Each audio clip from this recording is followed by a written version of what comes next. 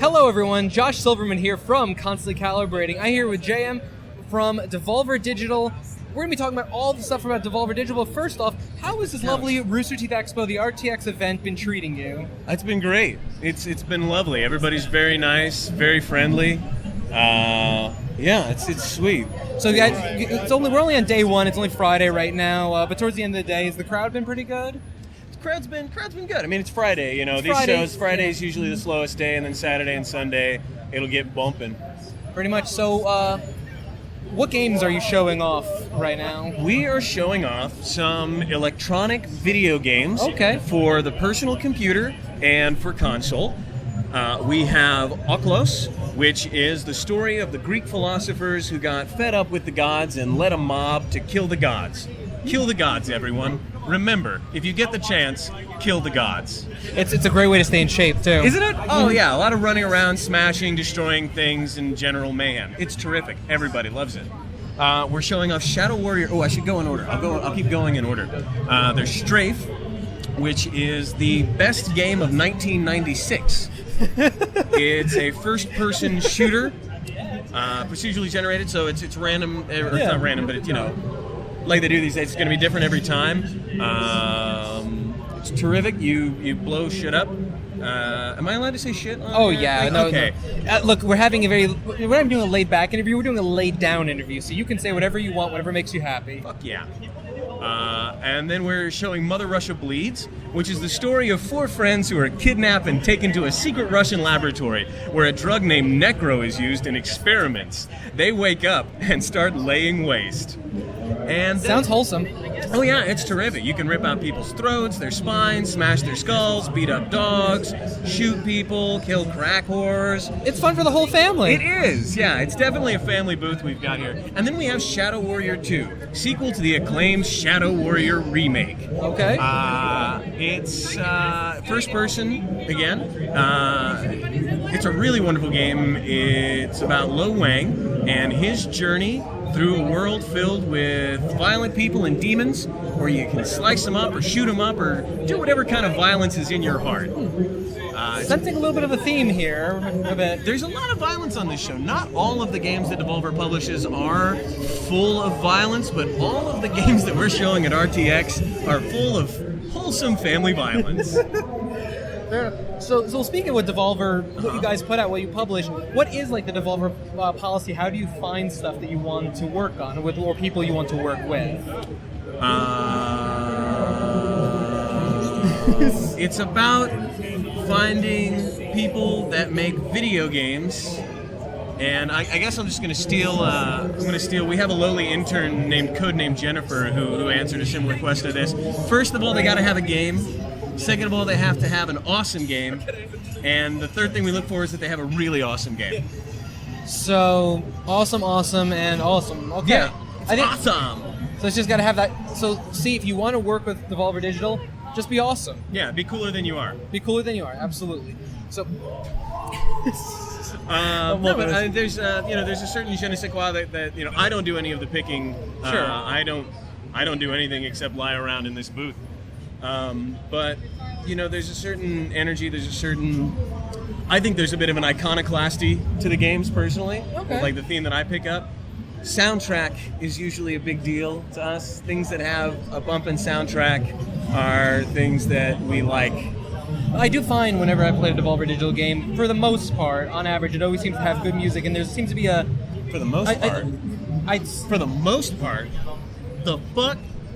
No, I'd say no. Say for the most part, but soundtrack, it seems to be a good aspect of Devolver Digital published games, but then also the visual style seems to be something that's not just your standard visuals. It always seems to be something that just stands out above the rest. It's not like your standard grays or browns. It's not your standard, what we're used to in a lot of AAA titles and things of that nature. It seems like it's stuff that goes out on a limb. Well, and that's kind of the beauty of independent gaming as a whole. You have, AAA companies, just like major motion pictures, have to appeal to, they spend millions and millions of dollars on these games, years of effort. They have, hundreds of people on their payroll. They have to make money. Mm-hmm. They have to publish something that gets a return. So you end up with a lot of lowest common denominator. With independent games, you have 1 or 2 or 3 people, or maybe 10 or 15 or 20, and they can make whatever's in their psycho fucking hearts, and they can make it with like there's so much personality when you have a team of 100 people. Even if you're not going for lowest common denominator, if you have a team of 100 people, the vision you get is an aggregate vision. You have somebody at the head, leading the style choices, but it still comes out. It's a mass vision where if you have a few people, you get a lot of personality, and I think that's what you see in the different art styles. If you've got one guy doing the art and he's got this quirk that he's not aware of, that it's just part of how he or she makes their art, then that becomes the style of the game. And I think that's what makes them all really pretty. Cool. So you're essentially bringing out what's already inside the developers. We don't do shit. Well, we don't do anything.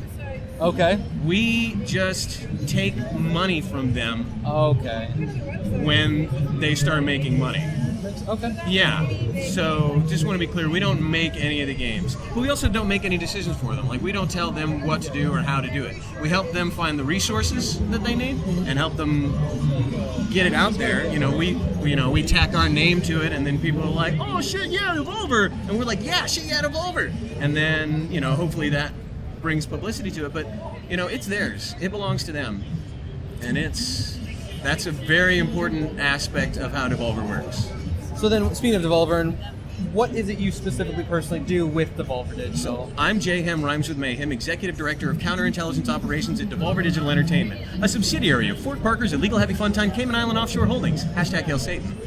And I do that kind of thing. Okay. Whatever that thing I just did, that's what I do. No, I do these shows. A lot of us travel around and we do these shows, which are always a lot of fun. You get to meet a lot of fun, cool people, developers, fans, other people in the industry, musicians. And then I also do me and that guy over there, and one other dude are the current Twitch streaming team at Devolver. Follow us at Devolver PA. Twitch.tv/Devolver Digital.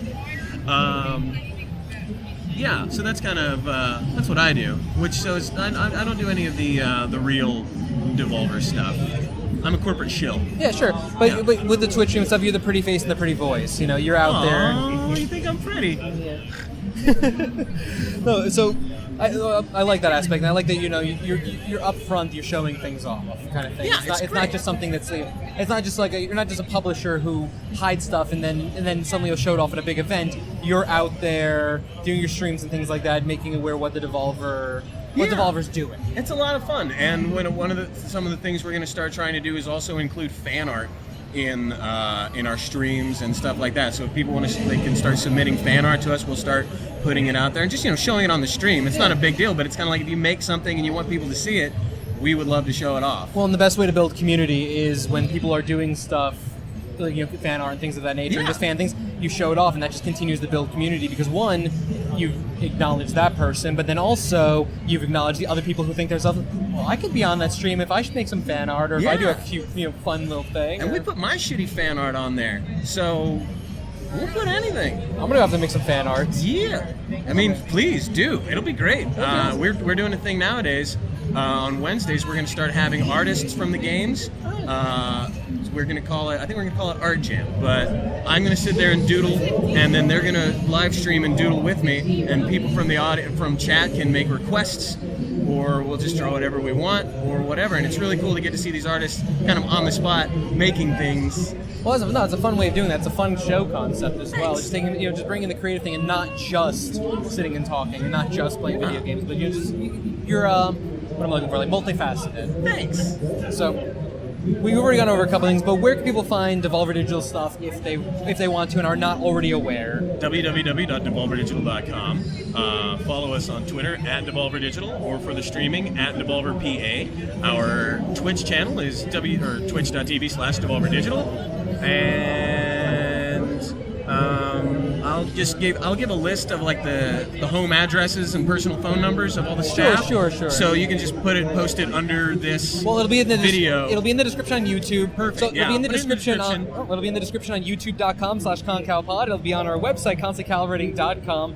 It'll be on Twitter at ConCalPod. And, we'll talk about it on our stream, twitch.tv/constantly calibrating. That way you can find out anything you could ever want to know about Devolver Digital.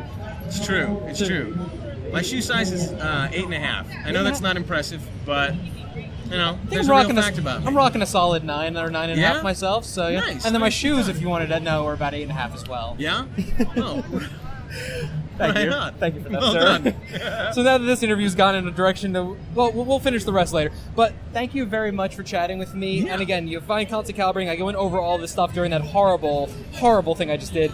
But with that, we bid you good sign off. Bye forever. Oh.